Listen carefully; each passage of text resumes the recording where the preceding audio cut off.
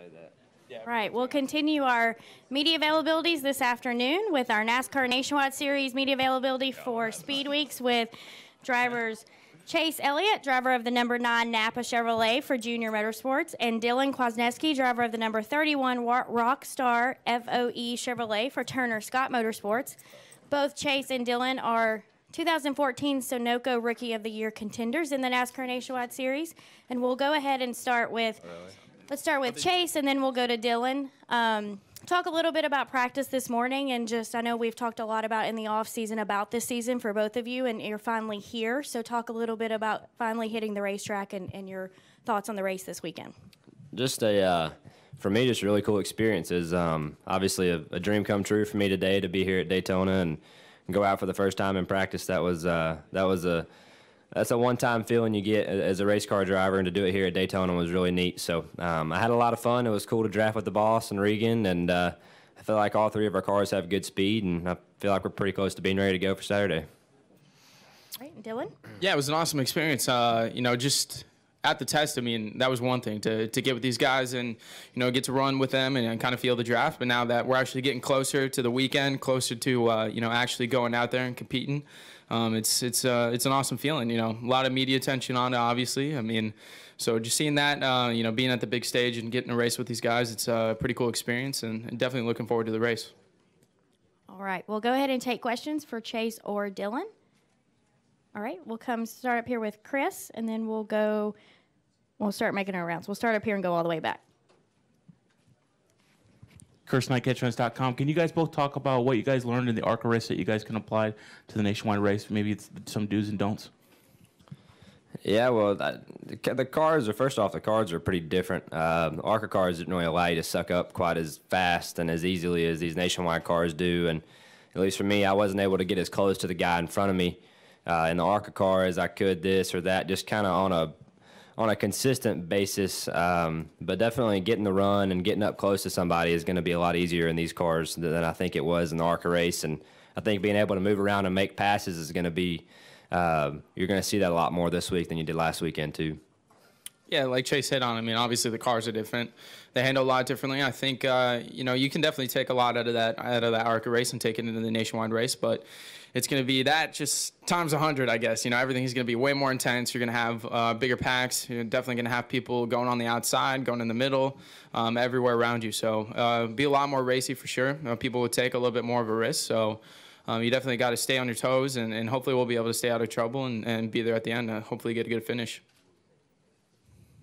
All right, Stan, go ahead. Stan Creekmore with RPMTonight.com. To both of you, you've both raced a significant number of different cars in the past week. Can you compare some of those to what you'll be running here on Saturday?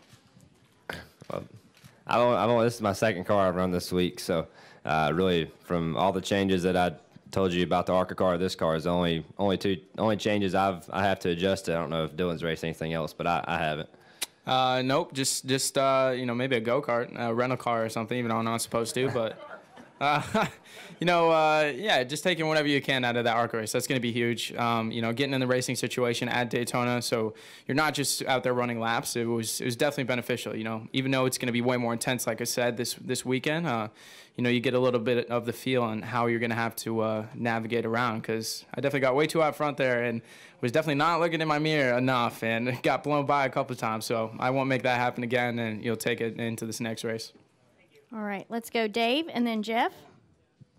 Dave Coleman, Milwaukee Journal-Sentinel. Maybe you guys have a little bit of an advantage because you haven't been through this stuff before. With the knockout qualifying is going to be new for everybody.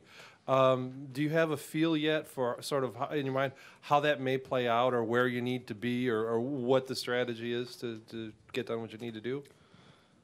Yeah, I mean, I think, it's going to be tough. You can't predict what's going to go on in this. Obviously, it's going to be the first time that anybody's doing it, and we'd like to say that we can get a good group going on. Maybe, Chevy's working together, and then the Toyotas are going to work together and so on. But we have no idea when it's going to actually go out there. I mean, you try putting a plan in place like you would having a drafting partner in the race, but it may not work out like you hope it to. But it's hard to say. Hopefully we can get a good pack going together. Obviously, our team's going to work together. Junior Motorsports with him and Turner Scott Motorsports with me. So, we'll at least have 3 cars out there trying to work together. But whether or not, a 3-car pack or a 5-car pack or whatever it's going to be is the fastest, we don't know. So it's going to be hard to predict that.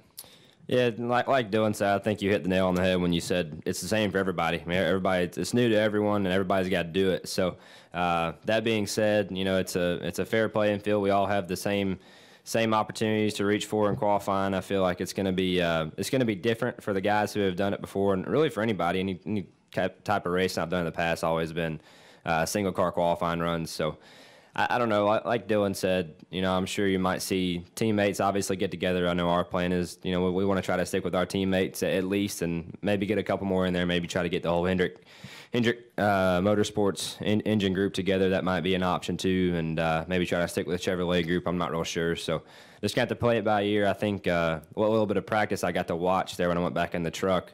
Kyle Busch, of all people, he seemed like he did it the best. He kind of rode around the top, gave himself a little bit of room, and tried to draft up to the pack ahead of him. I think you're going to see a lot of that tomorrow afternoon. All right, Jeff. Jeff Hood of RacingToday.com. This is for Chase.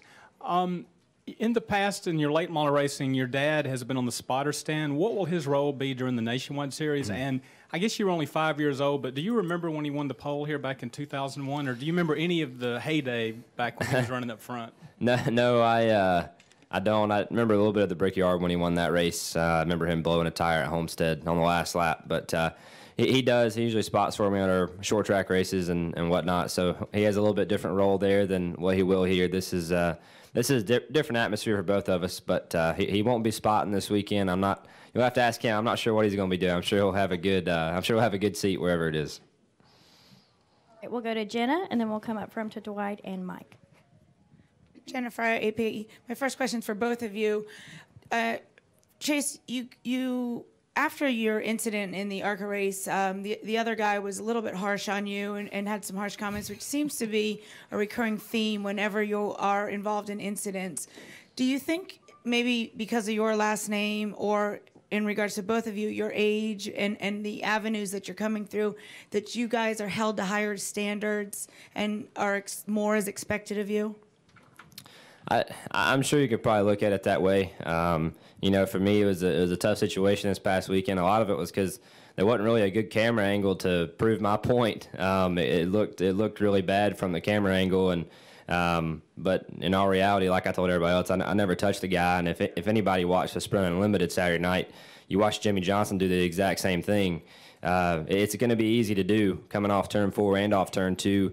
If you're tucked up behind somebody, that car behind you can have a big impact as to how your car is going to handle with him not even touching you. But as far as that goes in the future, obviously you don't try to cause any problems or do anything. I'm always try to do the best job I can to try to stay out of trouble and do my job the correct way. And how people perceive that's up to them. And for me, is try to get the job done the best I can and go from there.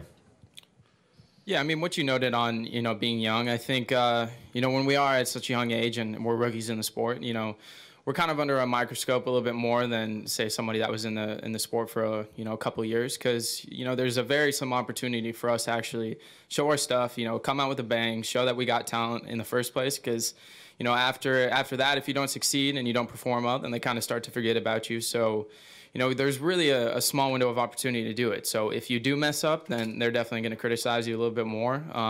Is it fair? I don't know, but it's just something that we're going to have to deal with. So hopefully we can drive people clean. We can have good racing. We won't get into those situations very often. So being young, it definitely think people pay attention a little bit more, but it also allows you to go out there and succeed. And if you do succeed, then people will notice a little bit better, and hopefully you'll get a fast track up to the top in the Sprint Cup Series. And Dylan, I think I noticed you limping the other day. Did you do something to your knee? Me and Chase and Blaney, Daryl, we've been playing basketball pretty much every day. So I aggravated it running, and I don't think it's helping that I keep playing basketball on it. But it's all good.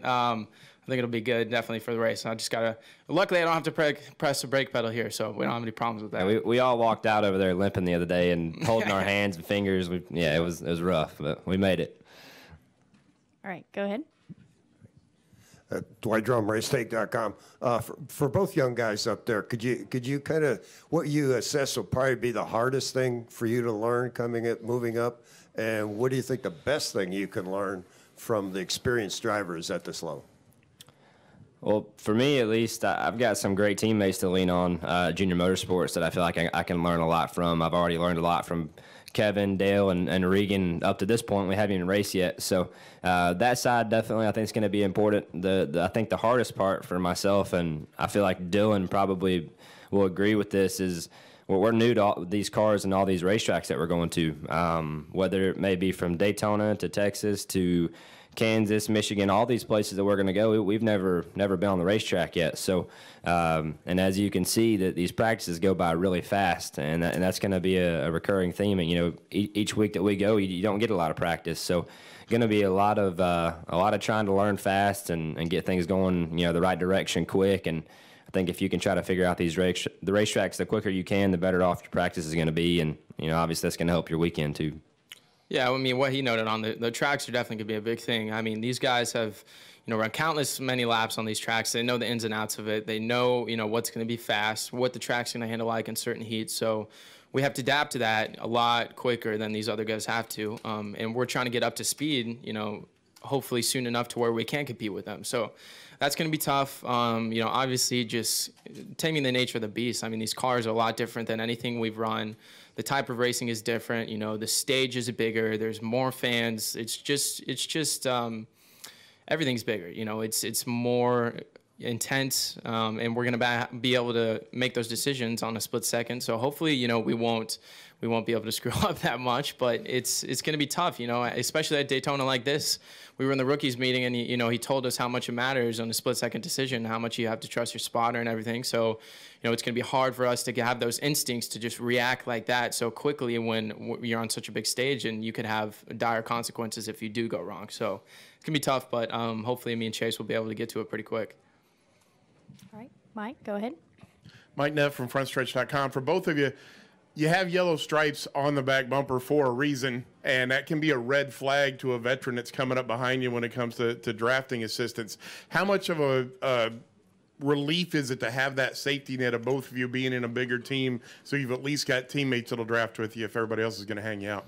Yeah, I don't necessarily know that your stripe is going to make a big difference. Honestly, I feel like a lot of the guys you race around, they've either race with you at short track level, or they have sons that's race with you on a short track level and seen you race. So I don't know that side, is going to, just having that stripe or not is going to make a big difference here. It very well could. I could be completely wrong about that. But I feel like practicing with these guys, showing them that you can do your job right, and be trustworthy. I feel like if you can show that to them today and tomorrow, that they're going to draft with you on Saturday. Yeah, that was definitely a big thing. I mean, I think we showed our stuff a little bit at the ARCA race show that we could, run, even though it's a different playing field. We could go out there and perform. Obviously, we didn't end up wrecking. We didn't, get in a dire situation like that.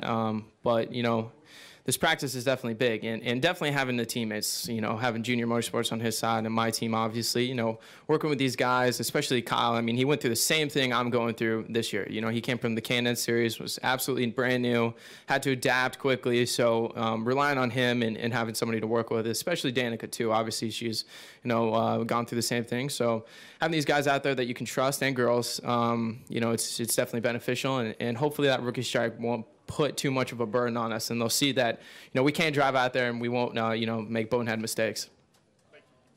All right, go ahead. Donna Beth Wellenman, Benicia Herald. You talked about getting onto a bigger stage, and there is more visibility.